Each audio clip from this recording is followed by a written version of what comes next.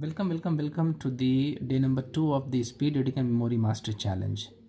आज के सेशन में हम बात करेंगे फोटोग्राफिक मेमोरी के बारे में। हर स्टूडेंट जानना चाहता है कि फ़ोटोग्राफिक मेमोरी को कैसे डेवलप किया जाए। देखिए, फ़ोटोग्राफिक मेमोरी का मतलब क्या होता है कि लोग जो जनरली समझते हैं कि जो कुछ भी हम in one site one single vision जो कुछ भी हम देखें, जैसे हम बुक के किसी पेज को खोलें और पूरा पेज हमको तुरंत याद हो जाए।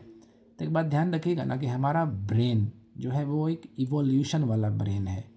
पहले हमारा ब्रेन ऐसा था नहीं, धीरे धीरे इवोल्व हुआ और इवोल्यूशन होने के बाद आज हमारा ब्रेन इस स्टेज तक पहुंचा है कि हम बहुत कुछ अपने ब्रेन को ट्रेन करके बहुत सारा मेमोरी टेक्निक को सीख करके हम एक नया अचीवमेंट पा सकते हैं। बट फोटोग्राफिक मेमोरी क्या ये नीड है हमारे ह्यूमन ब्रेन के लिए?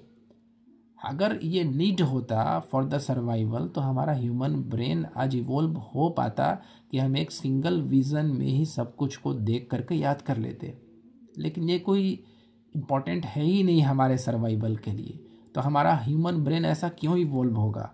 मान लीजिए कल होकर के आपसे कोई पूछा कि आपका तीसरा बर्थडे में आपका बादल का कलर कैसा था, तो आप क्या कहेंगे कि वो आदमी पागल ही है। दैट मीन्स कहने का मतलब क्या है कि जो इन्फॉर्मेशन ज़रूरी नहीं है हमारे सर्वाइवल के लिए, उसको हमारा ब्रेन इंपॉर्टेंट समझता ही नहीं है। Keep in mind that. तो जो भी इन्फॉर्मेशन आप याद करते हैं तो ब्रेन उसी को आपकी मेमोरी में स्टोर करके रखता है जिसको लगेगा कि वो चीज़ इंपॉर्टेंट है। और ब्रेन को कैसे लगता है कि कोई चीज़ इंपॉर्टेंट है? जब आप किसी भी इंफॉर्मेशन को 3 चीज़ से जोड़ देते हैं, that means value, relation, repetition, तब लगता है ब्रेन को वो चीज़ इंपॉर्टेंट है। तो फोटोग्राफिक मेमोरी एक हाइपोथेटिकल कॉन्सेप्ट है, इसका रियल लाइफ से कोई कनेक्शन नहीं है।